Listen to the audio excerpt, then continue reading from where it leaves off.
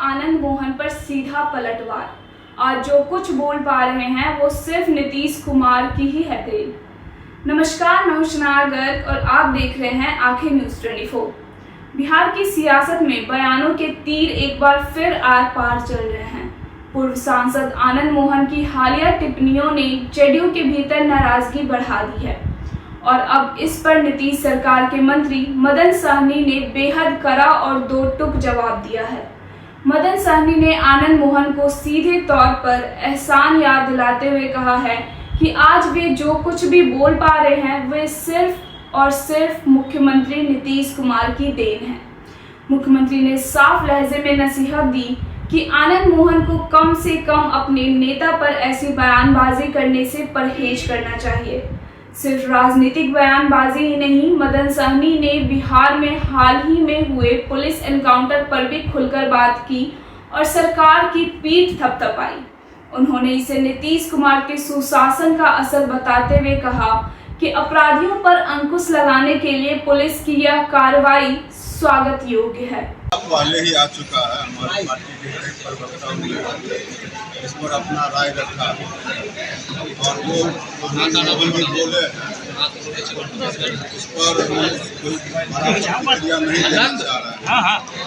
लेकिन आज आनंद मोहन बोल पा रहे हैं, वो भी हमारे नेता मुख्यमंत्री आदरणीय नीतीश कुमार जी रहे थे, इसलिए उनको कम से कम अपने नेता पर इस तरह का टिप्पणी करने से परहेज करना। सहयोग शिविर लग रहा है सर, लेकिन आनंद मोहन के समर्थन में राजद के लोग उतर गए हैं। मदन सहनी जी,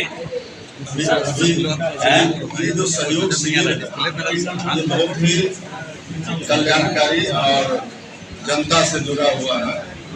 अभी हम लोग परसों गए हुए थे उसमें, तो सभी जितने भी मंत्री हैं, सांसद हैं, विधायक हैं, यहाँ तक कि माननीय मुख्यमंत्री जी भी और दोनों हमारे उप मुख्यमंत्री जी भी कहीं न कहीं अपने संबंधित जिला में गए थे। यह सराहनीय कदम है माननीय मुख्यमंत्री जी का।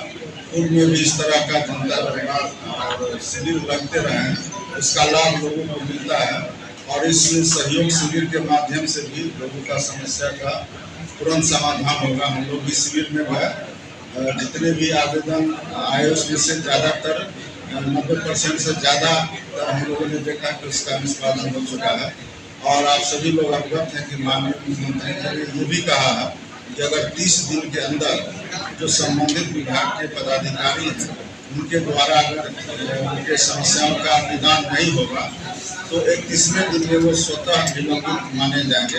ये बड़ा संदेश भी है और कार्रवाई भी है, इसका असर पड़ेगा और हमारे जो लोग हैं जिनका कोई समस्या का समाधान नहीं हो पा रहा है उसका तुरंत समाधान। इस तरह की समस्याएं ज़्यादा वो समस्या को आपको विस्तार से बताया गया है, चाहे वो हमारे मंत्री जी बैठे हुए खाद्य सुरक्षा से जुड़ा हुआ हो या आयुष्मान कार्ड से जुड़ा हुआ हो, स्टूडेंट क्रेडिट कार्ड से जुड़ा हुआ हो, सिविल सेवा प्रोत्साहन योजना से जुड़ा हो, किसान सम्मान निधि योजना से जुड़ा हुआ हो, अनेकों योजना, मनरेगा से जुड़ा हुआ हो, जाति आवासीय हो, मृत्यु प्रमाण पत्र हो, सभी तरह का जो जनता को जरूरत पड़ता है और उसका वो चाहते हैं कि तुरंत समाधान हो, तो सभी योजना इसमें शामिल किया गया है, बशर्ते कि कोई मामला न्यायालय में लंबित नहीं। सर, आप लोगों ने 30 दिन के बाद का एक समय दिया था कि जैसे ही 30 दिन पूरा होगा और संबंधित अधिकारी अगर काम नहीं करते हैं तो उनको बर्खास्त कर दिया जाएगा।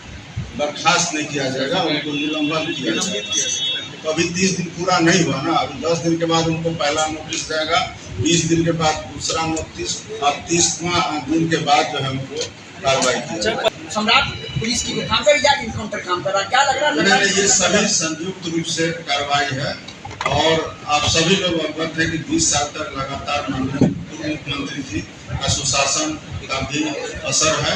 अभी वर्तमान में हमारे माननीय मुख्यमंत्री जी हैं और उन्होंने भी जो मेहनत किया है और जो संदेश दिया है उसका भी असर है।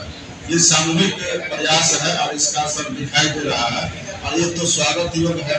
जो अपराधी है और अपराध पर जो अंकुश पुलिस के द्वारा लगाया जा रहा है इसका असर ही कहिएगा कि लोग इस तरह का मैसेज दे रहे हैं कि हम इससे छुटकारा पाना चाह रहे हैं, ये अच्छा है। सर मार्केट में नशीले पदार्थ जो है सबसे ज्यादा जो है आज के युवा पीढ़ी उसका सेवन कर रहे हैं, उस पर कैसे आप नियंत्रण ये रखेंगे? तो पूरी तरह से सामूहिक जिम्मेदारी है विभाग के साथ साथ सरकार है, उसके साथ साथ समाज के विभिन्न स्तर पर भी इसका जागरूकता का काम बराबर किए जाते हैं और इससे छुटकारा पाने के लिए सब लोग को मेहनत करना चाहिए। बहुत ही आवश्यक है कि आज का जो युवा पीढ़ी है लोग नशे के शिकार होते हैं। ठीक।